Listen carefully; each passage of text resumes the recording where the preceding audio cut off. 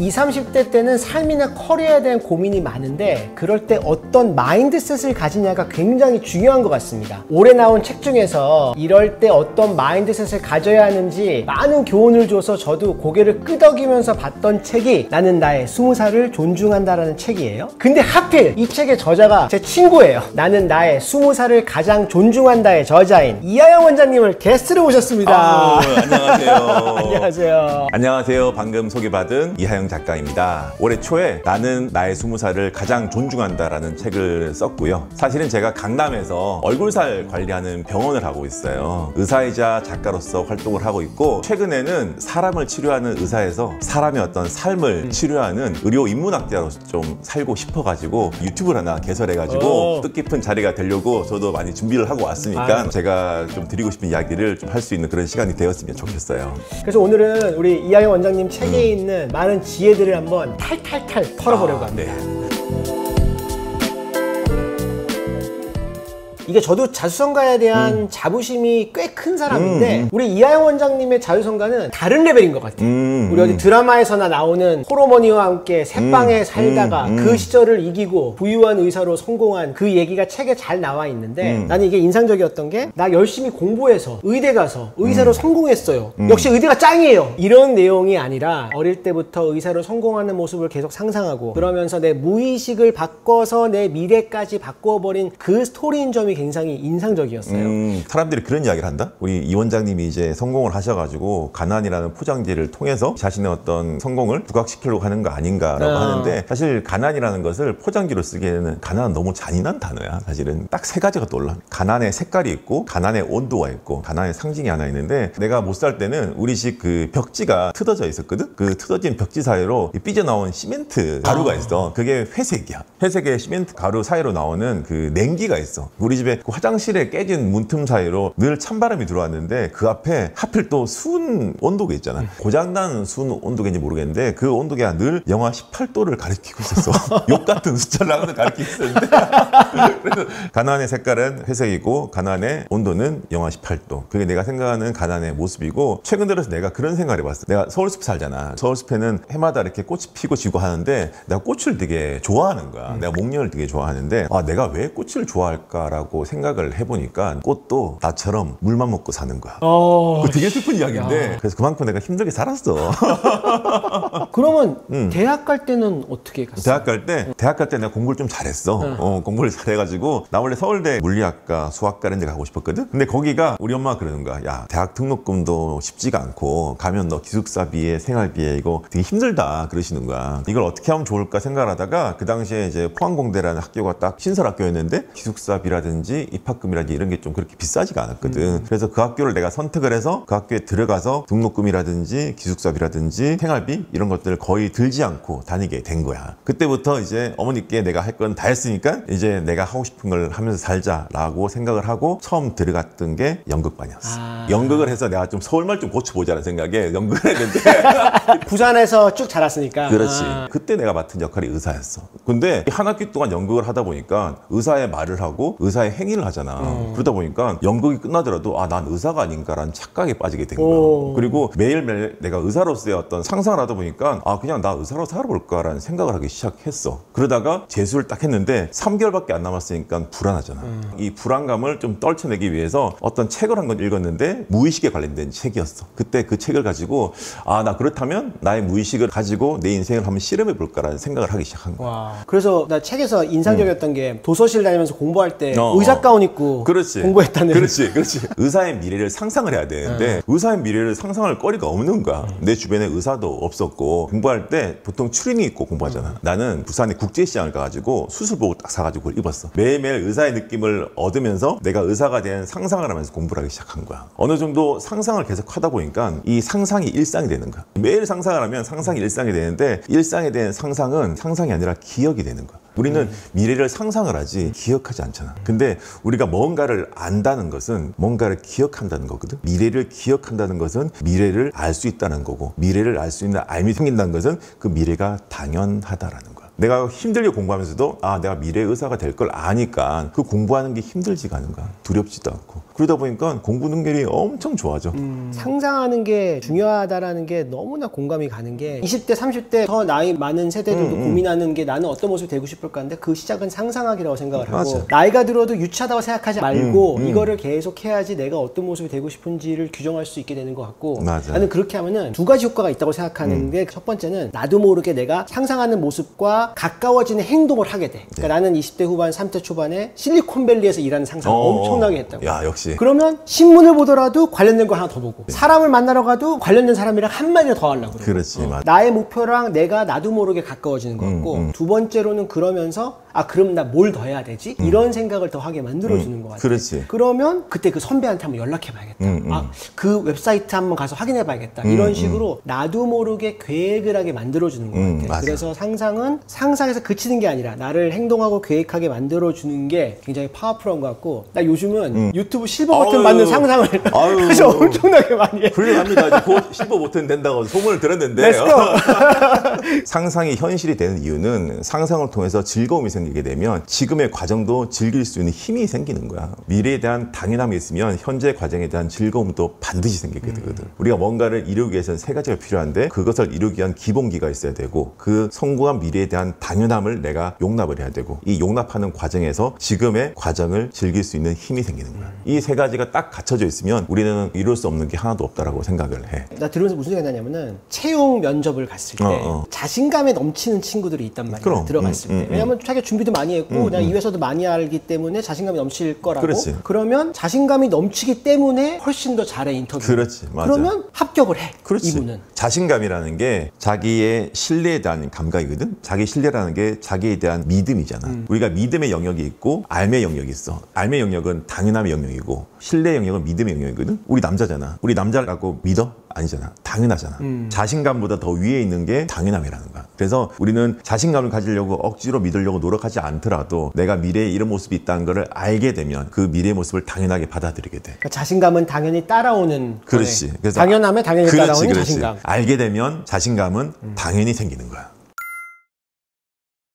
그러면 지금 한 내용에 이어서 책에서 또 인상적이었던 부분이 현실을 부정하면 미래가 부정된다 라는 얘기를 하잖아. 예를 들어서 나는 100억 부자가 되고 싶어. 그 내면은 뭐냐면 지금의 현실이 너무 싫다라는 거야. 미래만 받고 싶다라는 거야. 그런데 우리는 미래는 바라면서 현재는 부정을 해. 현재를 부정하게 되면 미래도 부정한 결과를 낳게 되는 거야. 최근에 읽은 책 중에 Happiness Advantage라고 행복의 특권이라는 책이 있어. 그 책에서 하는 얘기도 지금 한 얘기랑 굉장히 비슷해. 우리가 흔히 우리에게 너무나 많이 주입된 너 열심히 노력해서 성공하면 너 행복할 거야. 그렇지. 이 논리가 아니라는 게 그 책의 내용이거든. 그게 아니라 네가 행복하니까 더 긍정적이 되고 더 동기부여가 되기 때문에 너는 성공할 거야. 그렇지. 가 돼야 된다는 거거든. 그렇지, 맞아. 대부분 사람들은 미래를 상상하지 않고 미래를 욕망한다. 그게 차이가 뭐냐면 아 나의 미래 모습은 이렇게 되어야 해 라는 상상에 대한 집착이 생기는 거야. 그게 욕망이 되면 욕망의 기전에는 뭐가 있냐면 빨리 이걸 이뤄야 된다는 조급함과 조바심이 생기는 거야. 왜? 난 지금 현실이 싫으니까. 과정에 대한 부정이 생기는 거야. 미래를 상상하며 오늘을 즐겁게 보내되 미래를 욕망하면서 현실의 결핍을 키우면 안 돼.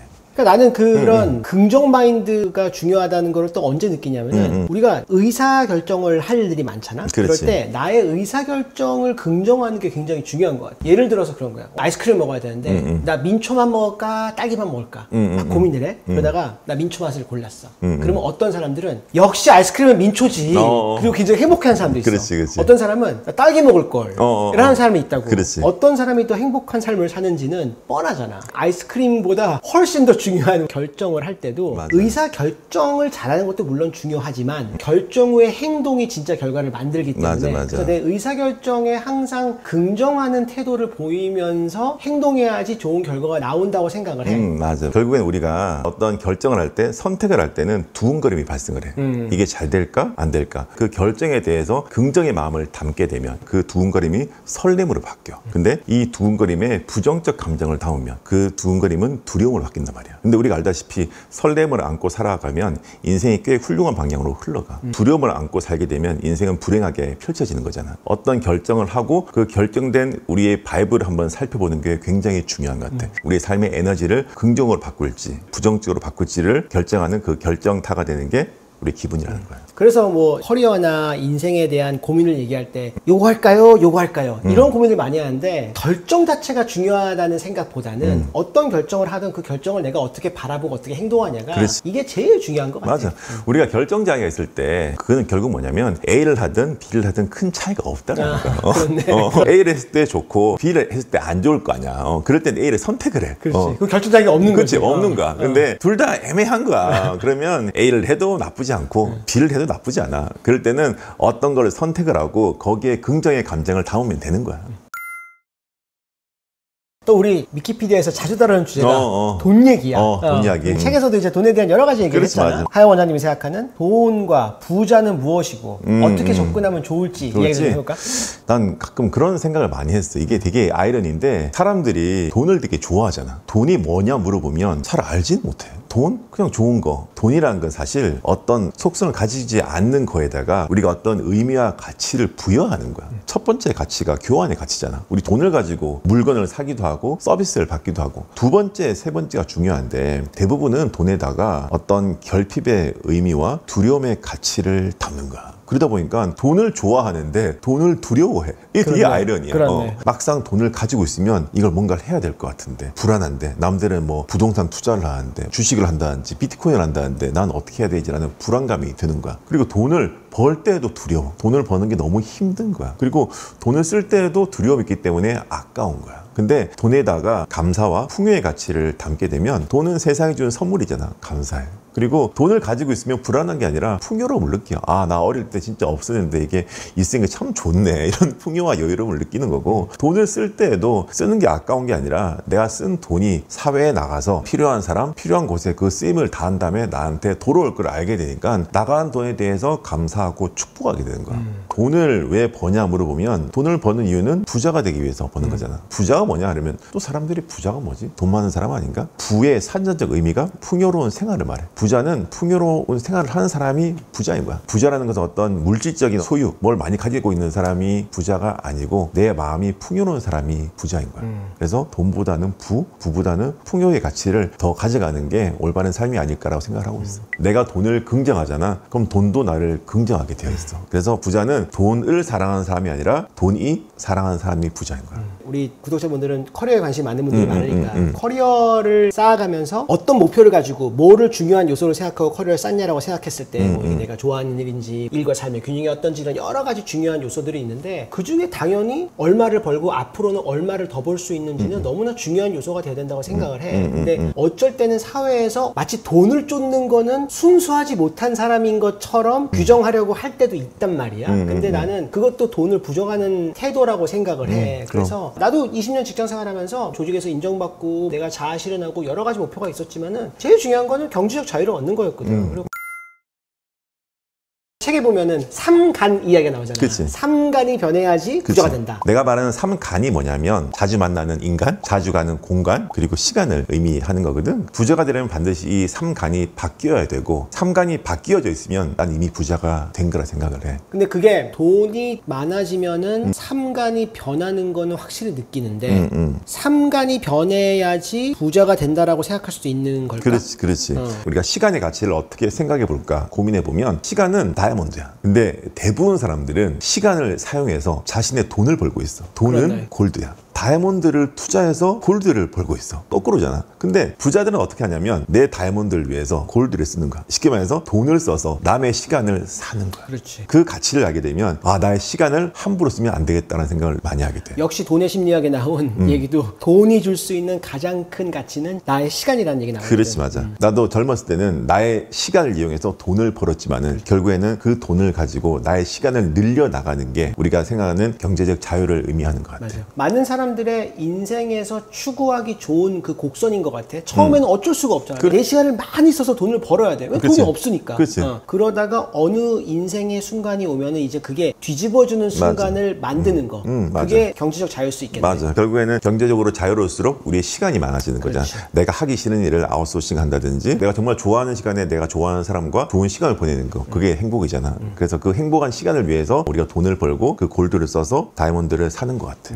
그게 시간의 가치인 것 같아. 공간의 가치는 뭐냐면 삶은 습관으로 이루어져 있어. 이 습관을 바꿔야지만이 우리 삶이 바뀌거든. 난 책 쓰는 걸 좋아하는데 나는 책을 스타벅스에서 많이 써. 왜냐면 스타벅스 내가 되게 좋아하는 공간이거든. 그러다가 스타벅스에서 한 6개월 쓰다 보면 좀 지겨워. 그럼 장소를 옮겨. 그럼 다른 곳에 쓰기 시작하면 또 다른 습관이 되는 거야. 근데 우리가 공부를 해라 그러는데 한 곳에서 계속 공부를 하면 공부가 잘 안 돼. 공간이 바뀌지 않기 때문이야. 우리가 삶에 좋은 습관을 가지기 위해서는 공간의 변화를 주는 게 굉장히 중요하다고 난 생각을 해. 삼간 중에 제일 중요한 게 인간이잖아. 내 주변 사람들이 변해 있으면 난 이미 변해 있는 거야. 물론 이제 내가 친구들을 바꾸려고 하는 노력도 중요하지만은 이미 부자가 되어 있으면 내 주변 사람들이 바뀌어져 있고 내 친구들이 바뀌어져 있으면 난 더 성장할 수 있게 되는 거야. 어떤 원인 결과 관계가 아니라 상호 의존적인 관계인 거야. 우리가 친구라는 한자가 친할 친자의 옛구자야. 옛날에 친했던 그런 친구가 친한 친구였는데 난 요즘 옛구보다는 나와 비슷한 말을 하고 비슷한 말을 한다는 것은 비슷한 생각과 비슷한 행위를 하는 사람이거든. 그래서 이 구자가 옛구자가 아니라 입구자, 나랑 비슷한 말을 하는 사람들이 나와 친구가 되는 것 같아. 미키도 나랑 이야기하면 쿵짝이 잘 맞잖아.